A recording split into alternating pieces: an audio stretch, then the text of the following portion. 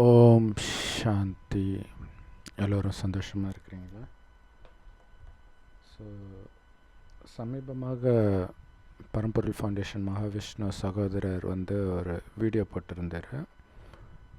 அது தற்செயலாக வேறு ஏதோ ஒரு சேனலில் பார்த்தேன். அதுக்கப்புறம் அவருடைய சேனலில் முழுமையான வீடியோவை பார்த்தேன். அதில் என்ன போட்டிருந்தார் அப்படின்னா,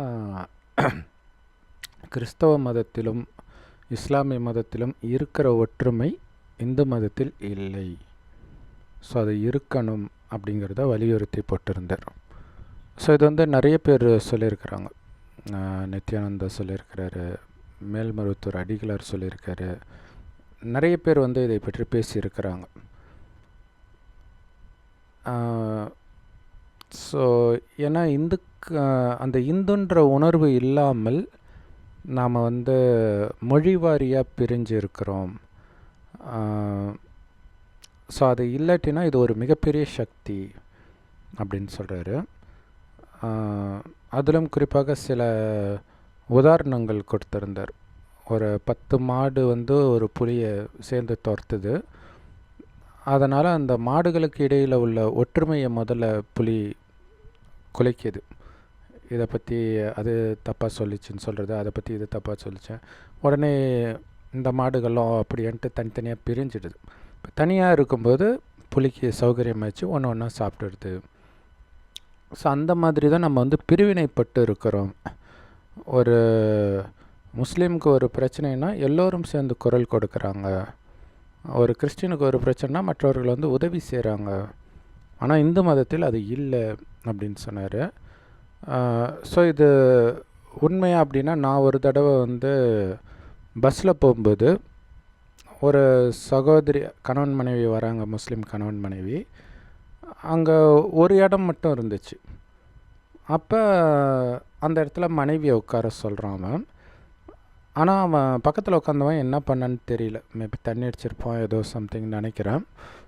ஸோ அப்போ ஏதோ இவங்கக்கிட்ட சொன்ன உடனே அந்த கணவன் இப்படியே பார்த்தார். பஸ்ஸில் பார்த்தோன்னே முஸ்லீம்ஸ் அந்த தொப்பி போட்டிருப்பாங்க, பர்தா போட்டிருப்பாங்க, டக்குன்னு கண்டுபிடிக்க முடியும் இல்லையா. முன்னாடி அந்த மாதிரி ஒரு முஸ்லீம் குடும்பத்தினர் இருந்தாங்க. ஸோ அப்போ போய் அவங்கக்கிட்ட போய் ஏதோ சொன்னார். உடனே இவங்க மனைவி போய் அங்கே போய் உட்காந்துக்கிட்டாங்க. ஸோ இதை ஏன் சொல்கிறேன்னா, அந்த ஒற்றுமை இருக்குது, அது உண்மைதான்.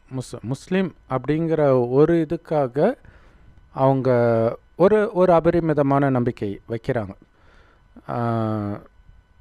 ஸோ அது அந்த கணவன், முன்னாடி சீட்டில் இருந்த கணவன் எழுந்திரிச்சு இந்த சகோதரிக்கு இடம் கொடுத்தாங்கன்னு நினைக்கிறேன். ஸோ இந்த மாதிரி ஒற்றுமை இருக்குது அப்படிங்கிறது உண்மைதான். ஆனால் இன்னொரு உதாரணம் சொன்னார். கேரளாவில் யாரோ ஒரு போலீஸ் சீட் பெல்ட்டில் போடலைன்ட்டு ஒரு பப்ளிக் ஏதோ ஒன்று கேட்ட உடனே போலீஸ் இறங்கி, நீ என்னுடைய வேலை செய்கிறத தடை செய்கிறன்ட்டு ஏதோ உன் பேர் என்ன அப்படிலாம் கேட்கும்போது டக்குன்னு 100-200 மலையாளிகள் சூழ்ந்துக்கிட்டாங்க. சூழ்ந்தோடனே வீடியோலாம் எடுக்கிறத பார்த்து அந்த போலீஸ் அந்த இடத்த விட்டு போயிட்டார். ஸோ அந்த ஒற்றுமை நம்மக்கிட்ட இல்லை அப்படின்ட்டு இவர் சொல்லியிருந்தார். ஸோ இந்துக்கள் ஒன்றுபடணும் அப்படின்ட்டு. இதில் என்ன ஒரு விஷயம்னா, இப்போ நம்ம பார்த்த உதாரணத்தில் அந்த முஸ்லீம் சகோதரிக்கு அவங்க ப்ரெக்னெண்ட்டாக இருக்கிறாங்க. ஸோ அதனால தான் உட்கார வைக்கிறாங்க. அந்த மயக்கம் இருக்கும் போல இருக்குது, அதனால் உட்கார வச்சுருக்குறாங்க. ஸோ அதனால் போய் இன்னொரு முஸ்லீம் சகோதரர்கிட்ட கேட்டவுடனே அவர் ஹெல்ப் பண்ணுறார். ஆனால் இந்த விஷயத்தில் இது நல்லது தான். ஆனால் மற்றபடி ஒரு போராட்டமாக இறங்கிறது அப்படிங்கிறது முக்கியமான காரணம் இஸ்ரேல் பாலஸ்தீன் பிரச்சனையில் லட்சக்கணக்கான உயிர்கள் இன்று வரை போகிறதுக்கு. ஏன்னா அந்த ஒற்றுமையே அங்கே அவங்களுடைய உயிரை காவு வாங்குது. ஸோ நிறைய இடங்களில் இந்த பிரச்சனையினால் கும்பலாக சேர்ந்து போராடுறது, அது மதத்தினால் இணைஞ்சிருக்கலாம், இனத்தினால் அல்லது கொள்கையினால், எதனால் இணைந்து அது ஒரு போராட்டமாக முன்வருதோ அதனால் நஷ்டம்தான் இருக்கும், உயிர் சேதமும் இருக்கும். ஸோ அது நம்ம நிறைய இடங்களில் தினசரி நியூஸ்லேயே பார்த்துக்கிட்டு இருக்கிறோம். ஸோ ஏன்னா இந்த ஒற்றுமைக்கு வந்து இப்படி ஒரு பக்கமும் இருக்குது. அது ரொம்ப ஏன்னா அதுக்கு தான் அதிகமாக அது பயன்படும். ஸோ அந்த ஒற்றுமை தேவையா அப்படின்னா கண்டிப்பாக அது தேவை கிடையாது. குறிப்பாக இந்து மதம் அப்படின்னாலே அது வந்து அந்த ஒரு அமைதி அல்லது துறவரம், அதாவது எல்லாத்தையும் விட்டுட்டு போகிறதை தான் அது போதிக்குது. ஆக்சுவலாக எல்லா மதமும் அது தான் போதிக்குது. பட் இருந்தாலும் மற்ற மதத்தில் வந்து கொஞ்சம் கலந்து அந்த குரூப்பிசம் ஃபார்ம் பண்ணுற விஷயங்கள்லாம் வந்து மற்ற மதங்கள் இருக்குது.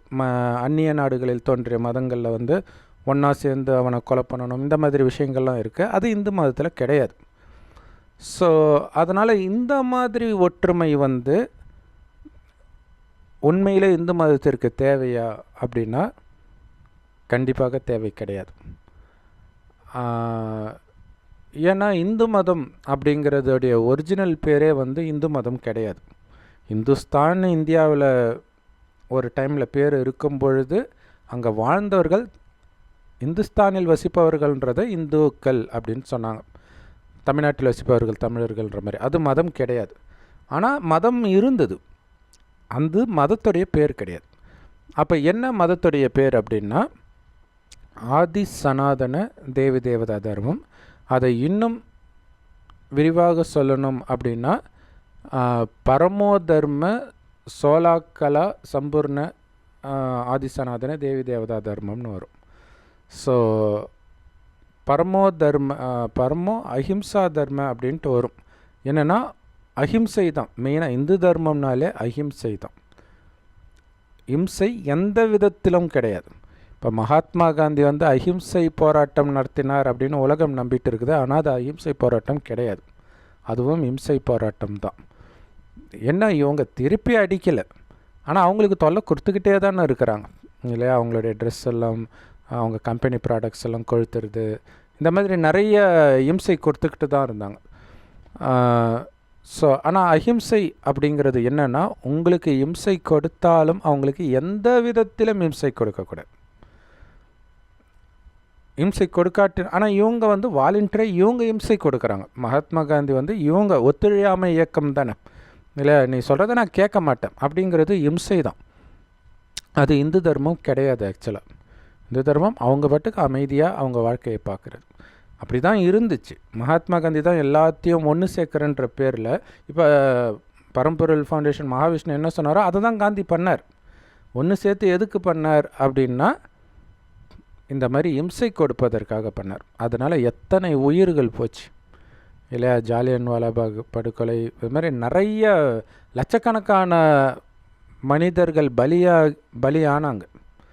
ஸோ இதெல்லாம் நடக்காட்டினா கூட அவங்க ஒரு டைமுக்கு அப்புறம் இந்தியா விட்டு போய் தான் இருப்பாங்க இல்லை? இப்போ எங்கேயாவது பிரிட்டிஷ் வந்து போய் பிடிச்சிட்டு இருக்குதா? எங்கேயாவது நீங்கள் சண்டையே போடாட்டினாலும் ஒரு டைமுக்கு அப்புறம் போய் தான் இருப்பாங்க. ஆனால் சண்டை போட்டதுனால என்ன ஆச்சுன்னா இத்தனை பலியாச்சு. அது மட்டும் இல்லாமல் அப்போ போராடுற அந்த குணம் மனிதனுக்கு குணமாக மாறிடுச்சு. அந்த குணம் இன்னைய வரைக்கும் மனிதனை விட்டு போக மாட்டேங்குது. அது உலகம் ஃபுல்லாகவே இந்த மாதிரி ஒரு போராட்டத்தை வந்து முன்னெடுத்தவர் மகாத்மா காந்தி தான். ஸோ அதனால தான் உலகம் ஃபுல்லாக ஒரு அறியப்படக்கூடிய தலைவராக இருக்கிறார். இப்போ உலகம் ஃபுல்லாக இன்றைக்கி வந்து இந்த போராட்டம் இது அஹிம்சைன்னு ஆரம்பிக்கிறது கொஞ்சம் நேரத்துக்கு அப்புறம் அது இம்சையாகவும் மாறிடும் இல்லை? நிறைய இடங்கள் அப்படி தானே இருக்குது. நாங்கள் அமைதியாக தான் போராடிட்டு இருந்தோம், அரசாங்கம் சுட்டுச்சு, பங்களாதேஷில் அதான் நடந்துச்சு இல்லையா? அப்போ திருப்பி நாங்கள் தாக்க ஆரம்பித்தோம். ஒவ்வொரு இடத்துலையும், சிரியாலையும் இதே மாதிரி தான். ஒரு பையன் இறந்துட்டான்ட்டு அமைதியாக போராடிட்டு இருந்தாங்க. அப்போ அரசாங்கம் வந்து அதுக்கு ஒரு பதற்றம் வரும்ல, எல்லாரும் சேரும்பொழுது அதுக்கு என்ன தோணும், நம்ம ஆட்சியை கவுத்துருவாங்க, இதை தொடர விடக்கூடாது அப்படின்ட்டு மிலிட்ரியை இறக்கிச்சு. ஸோ அப்புறம் அந்த சண்டை 10-15 வருஷமாக தொடர்ந்து நடந்துக்கிட்டே இருக்குது. பங்களாதேஷ்லேயும் இதே தான் நடந்தது. ஸோ கேட்குறதுக்கு இது அநியாயம் மாதிரி இருக்கும். அந்த சிரியாவில் வந்து யாரோ ஒரு அரசியல் தலைவரை பற்றி 2 குழந்தைங்க செவுத்தில் ஏதோ தப்பாக எழுதியிருக்கிறாங்க. ஸோ அங்கே ஆள்வதும் முஸ்லீம்கள் தான், அந்த நாடே முஸ்லீம் நாடு தான். ஸோ அப்போ வந்து அந்த குழந்தையை கண்டுபிடிச்சி அழைச்சிட்டு போயிட்டு கொலையே பண்ணிட்டாங்க, பயங்கரமாக சித்திரவதை பண்ணி. ஸோ இது தெரிஞ்சு தான் போராட்டம் நடந்தது. அப்போ இது வந்து பயங்கரமாக எஸ்கலேட் ஆகுது. ஆனால் ஒருவேளை இது அமைதியாக விட்டுருந்தாங்கன்னு வச்சுக்கோங்களேன், ஏன்னா அது போன உயிர் போனது தான். இவங்க என்ன தலைகீழாக நின்னாலும் இறந்த உயிர் திரும்ப வராது. இது பைபிளில் இருக்கும். தாவீதுடைய மகன் வந்து இறக்குறான், ஒரு நோய் வந்து, அதாவது மரணப்படுக்கையில் இருக்கிறான். அப்போ கடவுள்கிட்ட அவர் மன்றாடுவார், சாப்பிடாமல் கொல்லாமல் ஒரு ரூமை சாத்திக்கிட்டு கண்டினியூஸாக ஜபம் பண்ணிக்கிட்டே இருப்பார் தூங்காமல். அதுக்கப்புறம் அவங்க பையன் இறந்துடுவான். இறந்த உடனே குளிச்சுட்டு புது ட்ரெஸ்ஸை போட்டு எல்லாம் எனக்கு பிடிச்ச சாப்பாடெலாம் எடுத்துகிட்டு வாங்கன்ட்டு அவர் பாட்டுக்கு ஜாலியாக சாப்பிடுவார். என்ன இப்படி பண்ணுங்கன்னும் போது அவர் வந்து மரணப்படுக்கையில் இருக்கும்போது ஒருவேளை கடவுள் கருணைப்பட்டு விட்டுருக்கலாம். ஆனால் இப்போ இறந்துட்டான்ல, இறந்த உயிர் மீண்டும் வராதே, அதனால் நான் இனிமேல்ட்டு அழுது என்ன பிரயோஜனம்? இது வந்து பயங்கர அற்புதமான செய்தி இது.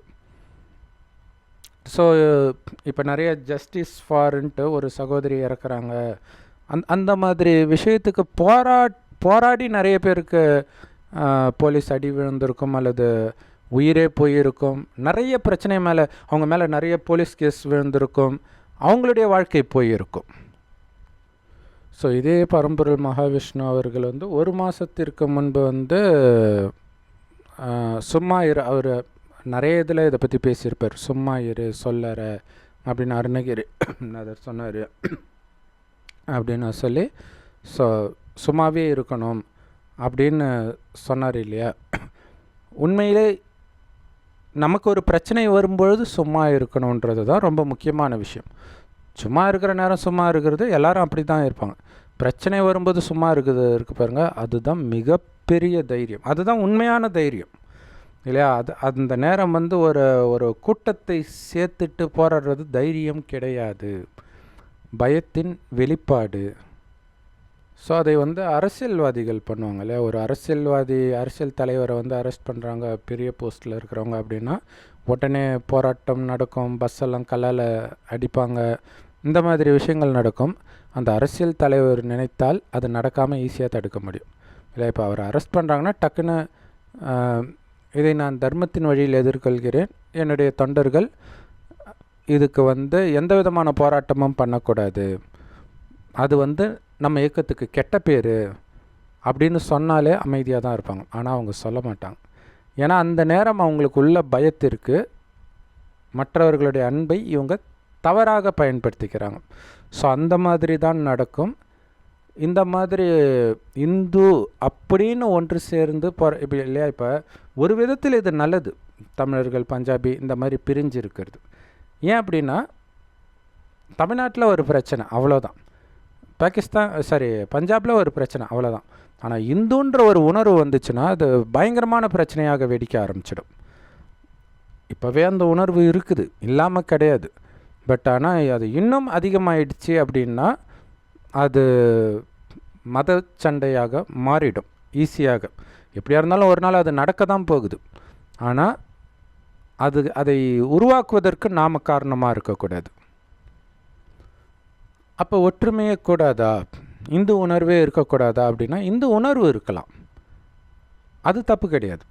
ஏன்னா இப்போ ஒரு முஸ்லீமை வந்து அவங்களுடைய அடையாளம்னு கேட்டிங்கன்னா, கேரளாவில் இருக்கக்கூடிய ஒரு முஸ்லீமை கேட்டிங்கன்னா, நான் ஒரு முஸ்லீம் கேரளாவில் இருக்கிறேன், நான் மலையாளி, முஸ்லீம் மலையாளின்னுவாங்க. அதாவது அவங்களுடைய மதத்தை முன்னிறுத்தி அதுக்கு பிறகு தான் நான் வாழற இடம், நான் பேசுகிற மொழி எல்லாம். இப்படித்தான் முஸ்லீம்கள் உலகம் முழுவதுமே இருப்பாங்க. ஆனால் இந்துக்கள் கிட்ட அப்படி கிடையாது. அவங்க இடம் தான் சொல்லுவாங்க, தேவைப்பட்டால் அதுக்கப்புறம் மதத்தை யாராவது கேட்டால் சொல்லுவாங்க, இல்லாட்டினா அதை பற்றி சிந்தனை இல்லாமல் இருப்பாங்க. குறிப்பாக தமிழ்நாட்டை சார்ந்த இந்துக்கள் எல்லா இடத்துலையுமே அப்படி தான் இருப்பாங்கன்னு நினைக்கிறேன். ஸோ இந்த இடத்தில் வந்து மதத்தை முன்வைக்கிறது அது கரெக்ட், அது நல்லது. ஏன் நல்லது அப்படின்னா அந்த மதத்துடைய சித்தாந்தத்தை முன்வைக்கிறதுக்காக, ஒன்று சேர்ந்து போராடுறதுக்கு கிடையாது, சித்தாந்தத்தை முன்வைக்கிறதுக்காக. இப்போ ஒரு புத்த மத துறவி இருக்கிறார் அப்படின்னா, நான் புத்த மதத்தை சார்ந்தவன் அப்படின்போது அந்த புத்த மதம் போதிக்கிற அந்த துறவர மார்க்கத்தையோ அல்லது அமைதியையோ நான் ஃபாலோ பண்ணுறவன் அப்படிங்கிறத எனக்கும் மற்றவர்களுக்கும் நான் ஞாபகப்படுத்துகிறேன்னு அர்த்தம். ஸோ அப்போ ஹிந்து அப்படின்னா நம்ம ஏற்கனவே சொன்ன மாதிரி அஹிம்சா பரமோதர்ம ஆதி சனாதன தேவி தேவதா தர்மம். அப்போ அவ்வளோ அஹிம்சை. எந்த அளவுக்கு அஹிம்சை தெரியுமா? கத்தி எடுத்து சண்டை போட மாட்டாங்க, வார்த்தையினாலும் மற்றவர்கள் மனதை புண்படுத்துகிற மாதிரி பேச மாட்டாங்க, மற்றவர்கள் மனதை புண்படுத்துகிற மாதிரி எண்ணங்களை கூட உருவாக்க மாட்டாங்க. இன்னும் ஒருபடி மேலே போய் இருக்கிறதுலே பயங்கரமான இம்சை கொடுக்கக்கூடியது, கொலையை விட மிகப்பெரிய இம்சை பண்ணக்கூடியது காமம், அதுவும் இல்லாமல் இருப்பாங்க. ஸோ அப்படி இருந்த அந்த ஆதி சனாதன தேவி தேவதா தர்மம் தான் முதல் 2500 வருடம் இந்த பாரத பூமியை ஆட்சி செஞ்சது. அப்போ பாரதம் சொர்க்கமாக இருந்தது. அப்படி ஆட்சி செய்தவர்களைத்தான் இந்துக்கள் இன்றைக்கி தெய்வம்னு கோயில் கட்டி கும்பிட்றோம். ஸோ அவங்கள பாருங்கள், மகாவிஷ்ணு உட்காந்துட்டு இருக்கு, பரம்பொருள் ஃபவுண்டேஷன் மகாவிஷ்ணு சொல்ல பெருமாள் சொல்கிறோம் இல்லையா, அந்த மகாவிஷ்ணு உட்காந்துட்டு இருக்கிறத பாருங்கள். எங்கேயாவது கொஞ்சமாவது அந்த அகங்காரம், ராஜா அவர் மகாராஜா, உலகத்தில் வந்ததிலேயே மிக உயர்ந்த மகாராஜா அவர் தான், சொர்க்கத்தின் முதல் மகாராஜா. கொஞ்சமாவது அந்த அகங்காரம் மகாவிஷ்ணுவோடைய பார்வையிலையோ அவருடைய மனைவி மகாலட்சுமியோடைய பார்வையிலையோ கொஞ்சமாவது தெரியுதா? ஸோ அதுதான் அஹிம்சா பரமோ தர்மம் அப்படின்னு சொல்லப்படுறது. அகங்காரம் மட்டும் இல்லை, காமமும் தெரியாது. ஸோ மகாவிஷ்ணு மடியில் மகாலட்சுமி உட்காந்துட்டு இருக்கிற மாதிரி சிலைகள் நிறைய நீங்கள் பார்க்கலாம். ஸோ அதோடைய அர்த்தமும் அதுதான். மடியில் உட்காந்துட்ருப்பாங்க, அவருடைய பார்வையில் கொஞ்சம் கூட காமமோ, அந்த மகாலட்சுமியோடைய பார்வையிலும் கொஞ்சம் கூட காமமோ இருக்காது. அப்படின்னா அவங்க மடியில் உட்காந்துட்டு இருக்க மாட்டாங்க, அப்படியே அமர்ந்தாலும் அவங்களுக்குள்ள கொஞ்சம் கூட சலனம் இருக்காது. சொர்க்கத்தில் உள்ள அத்தனை பேரும் அப்படித்தான் இருப்பாங்க. அதனால தான் கோயில் கட்டி கும்பிட்றோம். காமம்னா என்னன்னே தெரியாது. கணவனும் மனைவியும் நமக்கு ஒரு வாரிசு வேணும்னு நினைக்கும்போது மனைவி கர்ப்பம் அடைவாள். அவ்வளோ பரிசுத்தமாக இருந்ததுனால தான் கோயில் கட்டி கும்பிட்றோம். அதுதான் அஹிம்சா பரமோ தர்மம் இல்லையா? நிறைய பேருக்கு அது பேரே தெரியாது. இப்போ வெறும் இந்துன்னு சொல்லிக்கிறாங்க. அதனால் அது சில சமயம் ஒரு வன்முறையாக கூட இந்த மாதிரி கூட்டம் சேர்ந்து மாறுறதுக்கு வாய்ப்பு இருக்குது.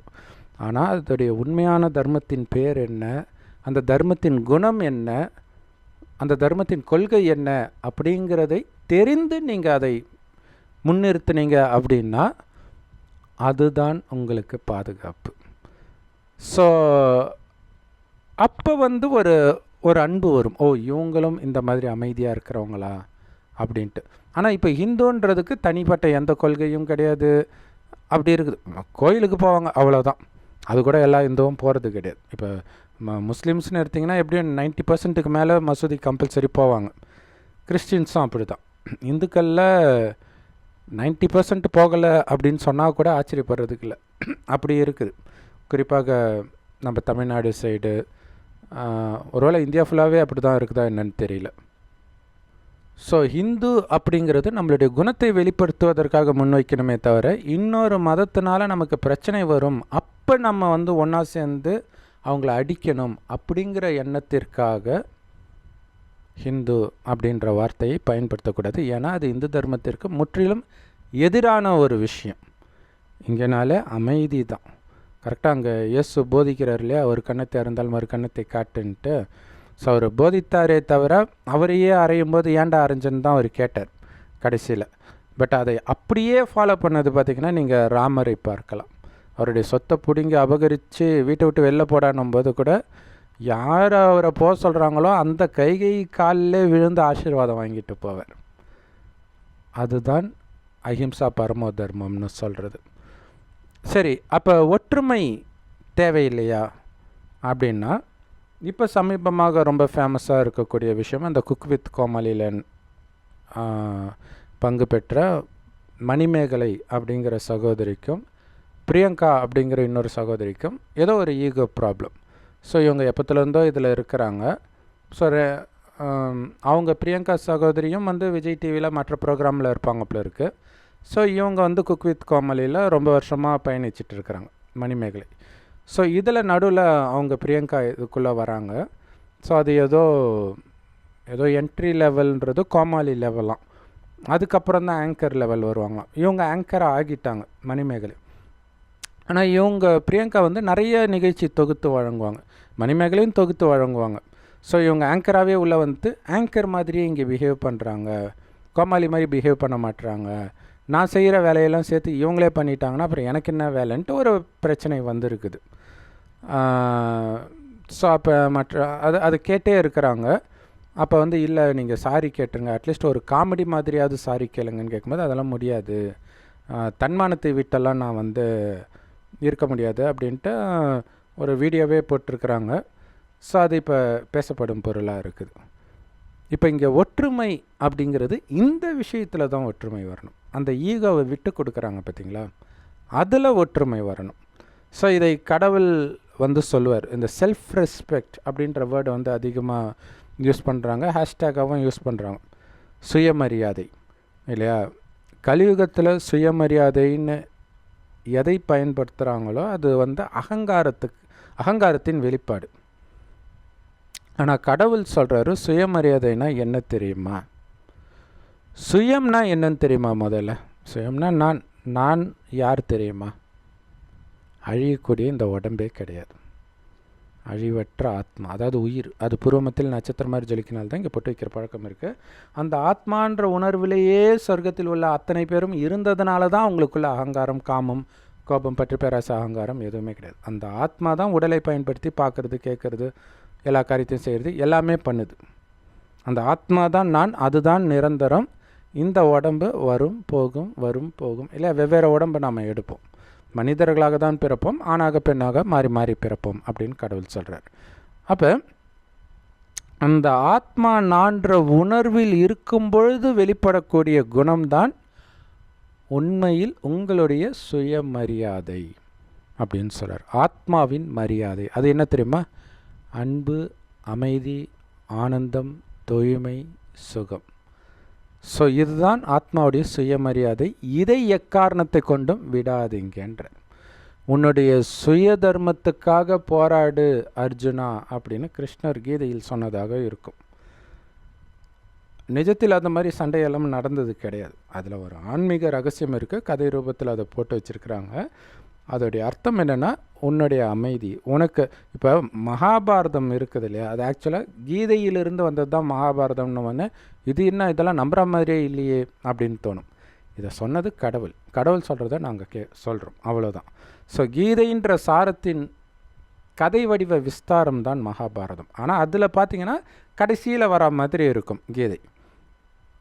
ஆனால் அந்த கீதையில் என்ன போதிக்கப்பட்டிருக்குதோ அந்த விஷயத்தை ஏற்கனவே அவங்க வாழ்க்கையை ஃபுல்லாக ஃபாலோ பண்ணியிருப்பாங்க பாண்டவர்கள். ராமாயணத்துலேயும் பார்த்திங்கன்னா அதே தான், இந்த கீதை சாரத்தை தான் அவங்க ஃபாலோ பண்ணியிருப்பாங்க. குரான் பைபிளில் வர ஒரு கதையும் நீங்கள் எடுத்து பார்த்தாலும் இந்த கீதையின் சாரம் அதில் இருக்கும். எல்லாமே 100% கரெக்டாக இருக்கும்னு சொல்ல முடியாது, கொஞ்சம் தப்பு இருக்கலாம். பட் பெரும்பாலும் பார்த்திங்கன்னா இதை தழுவி தான் இருக்கும். ஸோ இது கீதா சாரம்ன்றாங்களே, எல்லோரும் என்ன நினச்சிக்கிறாங்கன்னா கீதையை சாரமாக எடுத்து சொல்கிறேன். கிடையாது. சாரம் அப்படிங்கிறது எசன்ஸ், வெண்ணெய் இல்லையா? இப்போ இந்த சாரத்திலிருந்து வந்த விஸ்தாரங்கள் தான் மற்ற எல்லாமே. ஸோ அந்த கீதையுடைய சாரமாக எல்லோருக்கும் தெரிந்த சாரமாக சொல்கிறது என்னென்னா, ஆத்மாவை வெட்ட முடியாது, எரிக்க முடியாது, நினைக்க முடியாது. அதுதான் நீ. அழியக்கூடிய உடம்பு நீ கிடையாது. அப்போ வெறும் ஆத்மாவின் குணம் எதுவோ அதுதான் உன்னுடைய குணம். அதுக்கு கொடுக்கப்பட்ட கருவி இந்த உடல். சில சமயம் மிக அழகான உடல் கிடைக்கும், உங்களுடைய புண்ணிய கணக்கை பொறுத்து. புண்ணியம் குறைய உடல் அழகு குறைந்த உடல் கிடைக்கும், ஆரோக்கியம் குறைந்த உடல் கிடைக்கும். இது இல்லாமல் ஏழ்மையான குடும்பத்தில் பிறவி இருக்கும். இந்த மாதிரி விஷயங்கள்லாம் நடக்கும். இப்போ அந்த உடல் நீங்கள் கிடையாது அப்படின்னும்போது உடல் சார்ந்த விஷயங்கள் இருக்குப்பாங்க. இன்னாருக்கு மகன், ஒரு பெரிய கலெக்டருக்கு நான் மகன்ற, அல்லது ஒரு பெரிய சூப்பர் ஸ்டாருக்கு நான் மகன் அப்படிங்கும்போது ஒரு அகங்காரத்தை ஏற்படுத்தும். ஸோ அப்போ நீங்கள் எடுக்கிற முடிவு எல்லாமே பாவமாக தான் இருக்கும். அதனால தான் கடவுள் சொல்கிறார், உடல்ன்ற உணர்வில் நீ பார்த்தாலே பாவம் தான் செய்கிறேன்ற. இல்லை இப்போ நான் ஒரு ஆண் உடலில் இருக்கிறேன், ஸோ ஆணுன்ற உணர்வோடவே நான் பார்க்கும்போது பெண்ணை பார்க்கும்போது ஈச்சையாக பார்க்குறேன். அதனால தான் கடவுள் சொல்கிறார், உன்னை ஆத்மான்னு உணர்ந்து ஆத்மாவை பாரு, உடம்பை பார்க்காத. சொர்க்கத்தில் அப்படி தான் இருந்தாங்க, அதனால தான் அங்கே காமம் கிடையாது. அது மட்டும் இல்லை, ஆத்ம உணர்வில் இருக்கும்போது தானாகவே அமைதியும் ஆனந்தமும் நிரந்தரமாக இருக்கும். இப்போ ஒரு அங்கே குக் வித் கோமாளியில் நடந்த அந்த பிரச்சனை இருக்குது இல்லையா, அங்கே பிரச்சனை என்ன அப்படின்னா, இப்போ மணிமேகலை வந்து இதுக்கு முன்னாடி ஒரு சாதாரணமாக கோமாளி அப்படின்னு சொல்கிறாங்க, அது என்னன்னு தெரியல, ஜோக்கர் மாதிரி போல இருக்குது. ஸோ அப்படி இருந்தவர்கள் இப்போ தான் ஆங்கர் ஆகியிருக்கிறாங்க. ஸோ இப்போ சமீபமாக கிடைத்த ஒரு பதவி அது இல்லையா, அந்த பதவியின் மீது உள்ள பற்று தான் அந்த பதவியை இன்னொருத்தர் தட்டி பறிக்க வராங்க, டாமினேட் பண்ணுறாங்கன்றது இவங்களால் தாங்கிக்க முடியல. நான் வரும்பொழுது நான் எப்படி என்ட்ரி லெவலில் இருந்தேனோ அப்படி தான் நீங்கள் இருக்கணும், நீங்கள் ஒரு இடத்துல ஆங்கராக இருந்தீங்கன்றதுக்காக இப்படி வரக்கூடாது அப்படின்னா. ஏன்னா அதுக்கு முன்னாடி மணிமேகலையும் ஆங்கராக இருந்து தான் உள்ளே வந்திருக்கிறாங்க. ஸோ இதுதான் அங்கே ஈகோ கிளாஷ் ஆகுது. அப்போ என்ன ஆகுது, பிரிவினை வருது. இதைத்தான் கடவுள் என்ன சொல்கிறாருன்னா, உங்கள் சுயதர்மத்தில் நிலைத்தால் பிரிவினை ஏற்படாது அப்படிங்கிற. அப்போ என்னுடைய சுயதர்மம் என்ன, அமைதி தான். உடம்பே நான் கிடையாது. அப்போ இந்த உடல் மூலமாக நான் சம்பாதித்ததோ அல்லது இந்த உடலில் இருந்துக்கிட்டு நான் சம்பாதிக்கக்கூடிய விஷயமோ நிரந்தரம் கிடையாது, அது என்னுடையதும் கிடையாது. தற்காலிகமாக கிடைத்தது, அது புண்ணிய கணக்கின் படி கிடைக்கும், புண்ணியம் இல்லைன்னா போயிடும். இந்த மாதிரி விஷயங்கள்லாம் இருக்குது. ஏன்னா நிறைய நேரங்களில் இந்த மாதிரி கிளாஷில் என்ன ஆகுனா, இந்த மாதிரி கிளாஷ் வரும் பொழுது ஒரு விஷயம் புரிஞ்சுக்கணும், ஒருத்தருடைய புண்ணிய கணக்கு யாருடைய புண்ணிய கணக்கோ காலியாக போகுதுன்னு அர்த்தம். சம்மந்தப்பட்ட அந்த ரெண்டு பேருடைய கிளாஷில் யாரோ ஒருத்தருடைய புண்ணிய கணக்கு காலி ஆகிடும். அது நம்மளால் ஏற்றுக்கவே முடியாது. இல்லையே, நம்ம எவ்வளோ பெரிய திறமைசாலி. இளையராஜா வைரமுத்து விஷயத்தில் அதானே நடந்துச்சு இல்லையா, அவங்களுக்குள்ளே கிளாஷ் ஆன உடனே வைரமுத்து அப்படியே காலியானார் இல்லையா. அதுக்கப்புறம் கொஞ்சம் கம்பேக் கொடுத்தார், அதுக்கப்புறம் ஒரு பிரச்சனைனால மறுபடியும் காலியானார். ஸோ அதுதான். அப்போ அது நமக்கு தெரியாது. அப்போ நான் இவ்வளோ நாள் சம்பாதிச்சிருக்கிறேன், இவ்வளோ திறமையாக இருந்தேன், எல்லாமே கரெக்டாக தான் தெரியும். புண்ணிய கணக்கு இருக்கிற வரைக்கும் தொட்டதெல்லாம் நல்லா தான் இருக்கும். புண்ணிய கணக்கு தீர்ந்துச்சுன்னா திடீர்னு நம்ம காணாமல் போயிடும் இல்லை. நடிகர் மோகன் திடீர்னு காணாமல் போனார்னு யாராவது நினச்சிருப்போமா? புகழின் உச்சத்துலேருந்து டக்குன்னு காணாமல் போனார். ஸோ இப்போ மறுபடியும் வந்திருக்கிறார். ஸோ இந்த மாதிரி நிறைய விஷயங்கள் நடக்கும். ஸோ அதுக்கு அந்த நேரம் என்ன பண்ணணும், சுயதர்மத்தில் நிலைத்து இருக்கணும், ஈகோவுக்கு இடம் கொடுக்கக்கூடாது அப்படிங்கிறது தான் இங்கே ராமாயணத்தில் ராமருடைய சொத்தை அபகரிக்கும் பொழுது பார்த்திங்கன்னா ரொம்ப சூப்பராக. நீங்கள் தயவு செய்து அந்த ராமாயணம் பாருங்கள். இந்த ஜெயா டிவி சன் டிவியில் போட்டாங்களே, ஒரே இது ரெண்டுத்துலேயுமே போட்டிருக்காங்க. ஸோ அந்த ராமாயணம் இப்போ புதுசாக நிறையா வருதுப்பில் இருக்குது, பட் அது செம சூப்பராக எடுத்திருப்பாங்க. அதில் பார்த்திங்கன்னா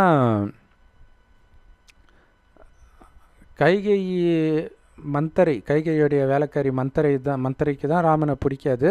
சின்ன வயசுலேருந்தே ராமருக்கு எதிராக பேசிகிட்டே இருப்பாள். அப்போல்லாம் கைகை கண்டுக்க மாட்டாள். பட் அந்த கடைசி நாள் வந்து ஒரு பயத்தை விதைப்பாள்.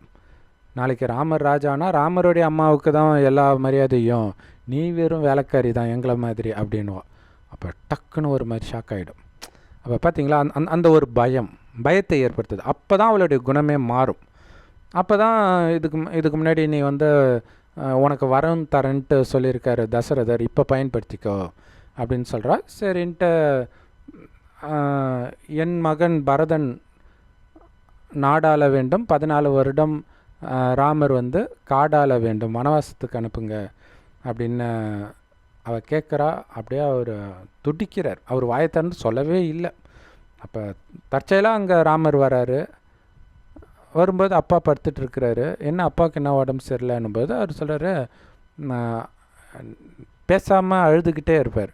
ஏன் அழுகுறாரு, என்னாச்சு, ஏதோ சொல்லணும்னு நினைக்கிறாரு, அதுக்கு மருந்து நீ தான் ராமா அப்படின்ட்டு கைகை சொல்லுவாங்க. ஆக்சுவலாக கைகையை அம்மான்ட்டு அவ்வளோ அன்பாக இருப்பார். கைகைக்குமே ராமரை தான் பிடிக்கும், அதுக்கு முந்தின நாள் வரைக்குமே தன் மகனை விட. பட் மந்தரை அப்படி விஷயத்தை ஏற்றி விட்டுருவாங்க. அப்போ என் அப்பாவுக்காக நான் தலையை கூட கொடுப்பேனே அப்படின்போது, யோசிச்சுக்கோ ராமா, சும்மா வாக்கு கொடுக்காத அப்படின்போது, ராமருக்கு சொல்லும் ஒன்று தான் வில்லும் ஒன்று தான் அப்படின்னு சொல்லுவார். அப்போ சொல்லுவாங்க, இந்த மாதிரி உங்கள் அப்பா சொல்லியிருக்கிறாரு, நீ வந்து காட்டுக்கு போகணுமா, பரதன் தான் ஆட்சி செய்யணுமான்போது, அவ்வளோதானு சிரித்த முகத்தோட, நான் ஆண்டா என்ன, என் தம்பி ஆண்டா என்ன, அதாவது எனக்கு இந்த அதுக்கு முன்னாடியே ராமருக்கு வந்து இந்த இதில் வர்றது வந்து பிடிக்காது. ராஜ்யபாரத்தை நான் வந்து உங்களுக்கு சேவகனாக இருக்க தான் விரும்புகிறேன்ப்பான்ட்டு சொல்லுவார். ஸோ என் மனமறிந்து தான் நீங்கள் இந்த வரத்தை கொடுத்துருக்குறீங்க, நான் உங்களுக்கு எப்படி நன்றி சொல்கிறதுனே தெரியல அப்படின்னு சிரித்த முகத்தோடு போவார். ஸோ அதுக்கப்புறம் எதுக்கு ராஜா ட்ரெஸ்ஸு, மரவுரி ட்ரெஸ்ஸு, அதாவது துறவிகள் ட்ரெஸ்ஸு தானே போடணுன்ட்டு காவி ட்ரெஸ் போட்டு சீதைக்கும் சேர்த்து வேறு அதை கொடுப்பாங்க. இதெல்லாம் போட்டுட்டு அவர் போவார். அப்போ வந்து அவர் சுயநினைவு இல்லாமல் படுத்துட்டு இருப்பார் தசரதர்னு நினைக்கிறேன். காலில் வணங்கிட்டு போவார். ஸோ அதுக்கப்புறம் என் ராமன் போயிட்டானான்ட்டு அப்போ தசரதர் அழுவார். எதிர்க்கிற குணத்தையே நீ கற்றுக்கலையா ராமா அப்படின்னு கேட்பார். அதுதான் அஹிம்சா பரமோ தர்மம். அந்த மாதிரி ராஜ்யம்தான் ராமராஜ்யம். அது மீண்டும் கடவுள் தான் எடுத்துகிட்டு வருவார். மனிதர்கள் ராமராஜ்யன்றது ராஜாராணி ஆச்சு, இப்போ நடக்கிறது மக்களாச்சு. ஸோ இங்கே எடுத்துகிட்டு வர முடியாது. கலியுகம் அழிந்து தான் அது வரும். அதுக்கு ஆத்மான்னு வந்து ஆத்மாவின் தந்தை சிவபரமாத்மாவை நினைவு செஞ்சுக்கிட்டே இருக்க ஆத்ம உணர்வு நிலை பெறும், ஆத்மாவின் குணங்கள் வெளிப்படும் அப்படின்னு கடவுள் சொல்கிறார். ஸோ அப்படி நீங்கள் சுயதர்மத்தில் நிலைச்சிருக்கும் பொழுது உங்களுக்கு கொடுக்கப்பட்ட பதவி மீது உங்களுக்கு கொஞ்சம் கூட பற்றில்லாத பொழுது அது உங்ககிட்ட இருந்து அபகரித்தாலும் உங்களுக்கு கவலை இல்லை. ஸோ இங்கே மணிமேகலை விஷயத்தில் வந்து எல்லோரும் மணிமேகலையை வந்து சப்போர்ட் பண்ணுறாங்க, ஓகே. ஏன்னா நார்மலாக கலியுகத்தில் எல்லோரும் அப்படி தான் முடிவு எடுப்பாங்க. ஆனாலும் இதனால் அவங்களுக்கு நன்மையும் ஏற்படலாம், அதுவும் இருக்குது இல்லையா? ஆனாலும் சில சமயம் அது நம்மளுடைய புண்ணிய கணக்கு காலியானதின் வெளிப்பாடாகவும் அமையலாம். அல்லது இதே விஷயம் பிரியங்காவுக்கு அமையலாம். ஸோ எப்படி வேணாலும் இருக்கலாம். பட் மொத்தத்தில் வந்து கடவுள் என்ன சொல்லுவார்னா, ஒரு குழுவாக ஒரு விஷயம் பண்ணுறீங்க, குறிப்பாக சேவை, இறைவனுடைய ஞானத்தை மற்றவருக்கு சொல்கிற சேவை, இப்படி பண்ணலாம் அப்படி பண்ணலான்னு பிளான் பண்ணும் பொழுது ஒரு குழுவாக திட்டமிடுறாங்க. ஒரு 50 பேர் பிரம்மகுமாரி சென்டரில் ஒவ்வொரு தடவையும் இந்த மாதிரி மீட்டிங் நடக்கும். அப்போ இப்படி பண்ணலாம் அப்படின்னு சொல்லும்போது நீங்கள் ஒரு கருத்து சொல்கிறீங்க, ஆனால் உங்களுக்கு யாருமே வந்து சப்போர்ட் பண்ணலை, அல்லது ரொம்ப கம்மியான சப்போர்ட் தான் உங்ககிட்ட இருக்குது. ஆனால் எல்லோரும் ஏற்றுக்கிற ஒரு கருத்து, அந்த கருத்தை விட பக்காவான கருத்தாக உங்களுடைய இது இருக்கலாம். ஆனாலும் கடவுள் சொல்கிறாரு, பெரும்பான்மையானவர்கள் எந்த பக்கம் இருக்கிறாங்களோ அதை நீயும் ஏற்றுக்கோ. ஏன்னா உன்னுடைய கருத்து நல்ல கருத்தாக இருக்கலாம், பக்காவான பிளானாக இருக்கலாம். இருந்தாலும் இத்தனை பேருடைய ஆசீர்வாதம் இல்லாமல் நீ அதை தொடங்கினால் உனக்கு வெற்றி அவ்வளவு எளிதில் கிடைக்காது அப்படின்னு சொல்கிறார். ஸோ அப்போ அந்த மொத்தமாக என்ன முடிவு எடுக்குதோ அதுக்கு நீ கட்டுப்படு அப்படின்னு கடவுள் சொல்கிறார். ஸோ இப்படியெல்லாம் இப்போ கடவுள் ட்ரைனிங் கொடுக்கறது தான். அங்கே ராமராஜ்யத்தில் யாருமே உங்களை எதிர்க்க மாட்டாங்க. ஸோ அப்போ இங்கே பணிந்து போகிறவங்க தான் அங்கே சொர்க்கத்தில் மிக உயர்ந்த ராஜாவாக ஆகுறாங்க. ஸோ இதுதான் உங்களுடைய சுயதர்மம், சுயமரியாதை. சுயமரியாதைன்றது ஆத்மாவுடைய மரியாதை, அமைதி தான். அப்போ அமைதியை, என் அமைதியும் நான் குலைக்கிற மாதிரி முடிவெடுக்கக்கூடாது, மற்றவருடைய அமைதியும் குலைக்கிற மாதிரி நான் முடிவெடுக்கக்கூடாது. அப்போ மற்றவருடைய அமைதியை வந்து நான் சரி செய்கிறது கஷ்டம். நான் சொன்னது தான் அவங்க கேட்கணும்னு முடிவு பண்ணிட்டான். ஆனால் நான் அவங்க சொல்கிறத கேட்கணும்னு முடிவு பண்ணிட்டா உடனே அவங்க அமைதி ஆகிடுவாங்க. இப்போ என் மனதை மட்டும் நான் அமைதிப்படுத்திக்கணும். ஸோ அதுக்கு தான் இறைவனுடைய ஞானம். அவங்க ஆசீர்வாதம் வேணும். ஸோ அப்போ அவங்க ஆசீர்வாதம் அவங்களுக்கு நீங்கள் ஒத்துழைப்பு கொடுத்தீங்கன்னா நாளை பின்ன உங்களுடைய ஆலோசனை அவங்க கேட்கறதுக்கான வாய்ப்பு ரொம்ப அதிகம் இல்லையா? ஸோ அப்படி ஒரு, ஏன்னா இந்த பாலிட்டிக்ஸ்னு சொல்கிறாங்களே, இப்போ மணிமேகலைக்கு நடந்த பிரச்சனை நிறைய ஆஃபீஸில் நடக்கும், ஸ்கூலில் நடக்கும், காலேஜில் நடக்கும். பாலிட்டிக்ஸ் கண்டிப்பாக இருக்கும் எல்லா இடத்துலையுமே. ஆனால் அதையெல்லாம் மீறி எல்லாருடைய ஆசீர்வாதத்தோடு மேலே வர்றவங்கள ஜென்ரலாக கீழே இருக்கிறவங்க என்ன சொல்லுவாங்கன்னா, அவன் ஜால்ரா அடித்தே மேலே வந்தான்னுவாங்க. ஆக்சுவலாக என்ன நடக்குது அப்படின்னா, இந்த மாதிரி விட்டு கொடுத்து போகிறது. அந்த விட்டு கொடுக்க மனம் இல்லாத காரணத்தால் நான் எதுக்கு அவங்களுக்கு ஜால்ரா அடிக்கணும், எனக்கு சுயமரியாதை தான் முக்கியம். அந்த டிவி ப்ரொடக்ஷன் ஹவுஸ் வந்து இவங்ககிட்ட பேசுகிறாங்களாம், இப்போ நீங்கள் ஜஸ்ட்டு சாரி கேட்டு சமாதானம் ஆகிட்டிங்கன்னா உங்களுக்கு இன்னும் 2-3 வாய்ப்பு கூட நாங்கள் கொடுக்குறோம், 2-3 ப்ரோக்ராமுக்கு. அப்படி சுயமரியாதையை விட்டு ஒன்றும் எனக்கு வாய்ப்பு தேவையில்லை அப்படின்னு சொல்லிட்டு வராங்க. ஸோ இது வந்து இந்த குணம் நமக்கு பின்னாடி இந்த குணம் இங்கே மட்டும் வெளிப்பட போகிறதில்ல, குடும்பத்தில் வெளிப்படும், புதுசாக வேலை பார்க்குற இடத்துல வெளிப்படும், பிஸ்னஸே பண்ணாலும் அங்கே வெளிப்படும். அப்போ இந்த குணத்தினாலே நம்மக்கிட்ட இருந்து நிறைய பேர் விலக ஆரம்பிப்பாங்க. ஏன்னா சுற்றி நடக்கிறது வந்து நியாயமாக அநியாயமாக முக்கியம் இல்லை. நான் சுயதர்மத்தில் நிலைத்து இருக்கிறேன்னா, சுய மரியாதையில் நிலைத்து இருக்கிறேன்னா, அதுதான் முக்கியம். ஸோ வெளியில் என்ன நடந்தாலும் என்னுடைய அமைதி, என்னுடைய அன்பு, அந்த குணத்தை நான் இழக்க மாட்டேன். அது எப்போ இழப்போம்? வெளியில் உள்ள எதையாவது என் இதுன்னு பிடிச்சிக்கிட்டா, பேர், புகழ், பதவி, என்னுடையவர்கள், இந்த மாதிரி எதையாவது பிடித்து கொண்டு தான் உங்களுடைய அமைதி கெட்டு போகும். அது உங்ககிட்ட இருந்து அபகரிக்கப்படும் பொழுது. இல்லை, நமக்கு பிரியமானவர்களுக்கு உடம்பு சரியில்லைன்னா கதறுவீங்க, இறந்துட்டா இன்னும் அவ்வளோதான். ஸோ அதுக்காக தான் கடவுள் சொல்கிறார், எல்லாத்துலேருந்தும் புத்தியை விளக்குங்க, உங்களுக்கு உடம்பே கிடையாது, வெறும் ஆத்மான்னு ஒன்று வந்து ஆத்மாவின் தந்தை சிவபரமாத்மாவையே நினைவு செஞ்சுக்கிட்டு இருங்க அப்படின்னு கடவுள் சொல்கிறார். ஸோ அப்படி இருக்கும்போது என்ன ஆகும்? உங்களுடைய குணம் நல்லாயிருக்கும். இன்னொன்று, உங்களுடைய பாவங்கள் அழியும். ஏன்னா இந்த மாதிரி ஒரு தடையும் பிரச்சனை வருதுன்னு வச்சுக்கலாம். இப்போ சப்போஸ் மணிமேகலை சகோதரி எடுத்துக்கிட்டிங்கன்னா, அவங்க வாழ்க்கையில் கண்டிப்பாக நிறைய பாவம் பண்ணியிருப்பாங்க. எல்லாருமே பண்ணியிருப்போம், இல்லை, எக்ஸப்ஷனே கிடையாது. கலியுகம்னாலே பாவிகள் நிரம்பிய உலகம்தான், எல்லா ஆத்மக்களும் பாவாத்மக்கள் தான். இந்த நேரத்தில் சப்போஸ் அந்த பிரச்சனை வந்து இவங்க அமைதியாக போயிருந்தாங்கன்னு வச்சுக்கோங்களேன், எவ்வளவு பாவம் இவங்களுக்கு குறைக்கப்பட்டிருக்கோன்னு இவங்களுக்கு தெரியாது. இதுக்கப்புறம் ஒரு வேளை ஸ்ட்ரகிள் பண்ணுற மாதிரி வருதுன்னு வச்சுக்கலாம் சூழ்நிலை, அப்போ தெரிஞ்சுக்கலாம் இதிலிருந்து காப்பாற்றுறதுக்காக தான் பிரியங்கா மூலமாக அந்த பிரச்சனை வந்தது. அப்போ நம்ம அமைதியாக இருந்திருந்தால் இவ்வளவு பிரச்சனையை நம்ம அணுக வேண்டி இருந்திருக்காது. ஒன்றும் இல்லை, நிறைய வீடுகளில் வந்து தனி கொடுத்தனம் போகிறாங்க இல்லையா, மாமியார் ஏதோ சொல்கிறாங்க அப்படிங்கிறதுக்காக சின்ன சின்ன விஷயமா இருக்கும். பெருக்க சொல்கிறாங்க, வீட்டை க்ளீனாக வச்சுக்க சொல்கிறாங்க, எங்கள் வீட்டிலாம் அப்படி யாருமே சொன்னதில்லை தெரியுமா, இந்த மாதிரிலாம் இருக்கும். சரின்ட்டு விடாப்பிடியாக தனியாக போவாங்க. ஆனால் தனியாக போன பிறகு எவ்வளோ பிரச்சனை இல்லையா? முதல்ல செலவு பயங்கரமாக ஆகும். அப்பா அம்மானா அவங்க பென்ஷன் இருக்கும், சொந்த வீடு இருக்கும். இப்போ தனியாக போய் வாடகை எடுத்து அவன் சம்பாதிக்கிற காசில் வாடகையிலே பாதி போயிடும். இப்போ குழந்தைய பார்த்துக்கிறதுக்கு 2 பேரும் வேலைக்கு போகிற மாதிரி இருந்தால் ரொம்ப பிரச்சனை. இல்லாட்டினாலுமே கூட பிரச்சனை தான் இல்லையா? ஏதாவது ஒரு ஆத்திரம் அவசரம்னா இவங்களை பார்த்துக்க கூட யாரும் இல்லாமல் இருப்பாங்க. இது இல்லாமல் இன்றைக்கி உலகம்லாம் வேறு மோசமாக இருக்குது. எவ்வளவோ விஷயங்கள் இருக்கும். இத்தனை விஷயத்துலேருந்து காப்பாற்றுறதுக்காக தான் அவங்க மூலமாக அதாவது என்னென்னா, நம்ம ஏற்கனவே செய்த பாவத்திற்கு தான் தண்டனை. அது சின்ன தண்டனையாக அனுபவிக்கிறீங்களா இல்லை பெரிய தண்டனையா, அவ்வளோதான்.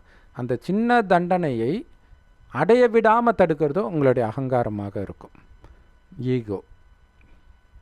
ஸோ அதை அந்த நேரம் நீங்கள் உள்ளுக்குள்ளே இருக்கிற இடம் தெரியாமல் அகங்காரத்தை அழிச்சிட்டிங்கன்னா அடுத்து வரக்கூடிய பெரிய தண்டனையிலேருந்து நீங்கள் தப்பிச்சிடுவீங்க. இல்லாட்டினா ரொம்ப கஷ்டமாயிடும். ஸோ இந்த ஒற்றுமை தான் வேணும்னு கடவுள் சொல்கிறார். இதில் தான் சொல்கிறார் ஒற்றுமை தான் பலம் அப்படின்னு கடவுள் சொல்கிறார். ஏன் ஒற்றுமை தான் பலம்னா, நீங்கள் செய்கிற ஒரு காரியத்தை பக்காவாக பண்ண முடியும், குறிப்பாக சேவை இந்த மாதிரி விஷயத்தை. பட்டு இங்கே இந்த மாதிரி பிரச்சனை பண்ணுறதுக்காக ஒற்றுமை அந்த அர்த்தத்தில் கடவுள் சொல்லலை. ஏன்னா இறைவனுடைய வழிபடி நடந்தாலும் உங்களுக்கு பிரச்சனையே வராது. பிரச்சனை வருதுனாலே நம்ம முன்ஜென்ம கர்மா இருக்கும், அல்லது அந்த முன்ஜென்மத்தில் நம்ம என்ன பாவம் செய்திருந்தால் கூட அந்த நேரத்தில் ஏதோ ஒரு தப்பு செய்யும்போது தான் நமக்கு பிரச்சனை வரும். அப்படி இல்லாட்டினா குடும்பத்தில் யார் மூலமாவது பிரச்சனை வரும், அல்லது நோய் மூலமாக வரும், அல்லது நம்ம எங்கே வேலை பார்க்குறோமோ அவங்க மூலமாக வரும். ஆனால் ஒரு எல்லோரும் சேர்ந்து குரல் கொடுக்குற அளவுக்கு ஒரு பிரச்சனையில் போய் நம்ம மாற்றோம்னா நம்ம சுயதர்மத்தை விட்டு நம்ம வெளியில் போகிறதுனால மட்டுமே அது நடக்கும். அந்த சுயதர்மத்தை சீதை மீறுறாங்க இல்லையா? சீதை வந்து அந்த பொன்மானை பார்த்து ஆசை வருது இல்லையா? ஸோ அப்போ அந்த சுயதர்மன்ற கோட்டை தாண்டுறாங்கன்னு அர்த்தம். ஸோ அப்போவே அவங்கள ராவணன் கடத்திட்டு போயிட்டான். ஆனால் கதைப்படி வந்து அதுக்கப்புறம் ராவணன் ஒருத்தன் வந்தான், கடத்திட்டு போயிட்டான் அப்படி காட்டியிருக்கிறாங்க. ராவணன்றதே காமம், கோபம், பற்று, பேராசை, அகங்காரம், இந்த 5 விகாரம் மானிடமும் இதே 5 விகாரம் பெண்ணிடம் இல்லை இணைந்த ரூபம்தான் 10 தலை ராவணன். அவங்கிட்ட இப்போ ஒட்டுமொத்த உலகமும் அடிமையாக இருக்குது. அவங்கிட்ட இருக்கிற அடிமைத்தனத்திலிருந்து நீங்கள் விடுபடணுமே தவிர மனிதர்கள்கிட்ட நான் அடிமையாக இருக்கிறதா அப்படின்னு கேட்கக்கூடாது. ஏன்னா அப்படி கேட்கும்போது நீங்கள் உண்மையில் ராவணன்கிட்ட அடிமையாக இருக்கிறீங்கன்னு அர்த்தம். அது உங்களுக்கு துக்கத்தை தான் கொடுக்கும். ஸோ இந்த விஷயமெல்லாம் ஒரு நாளில் ஒரு வீடியோவில் மைண்டுக்குள்ளே பதியாது. இறைவனுடைய ஞானத்தை தினம் தினம் கேட்கும்போது தான். அது பிரம்மகுமாரிகள் ராஜயோக தியான நிலையத்தின் மூலமாக முற்றிலும் இலவசமாக தினம் தினம் கிடைக்கிது. யூடியூப் வெப்சைட்ஸ்லாம் இருக்குது. அதோடய லிங்க் இந்த வீடியோக்கு டிஸ்கிரிப்ஷனில் கொடுக்குறோம். அவசியம் பார்த்து பயன்பெறுங்கள். ஓம் சாந்தி. தேங்க்ஸ் ஃபார் வாட்சிங்.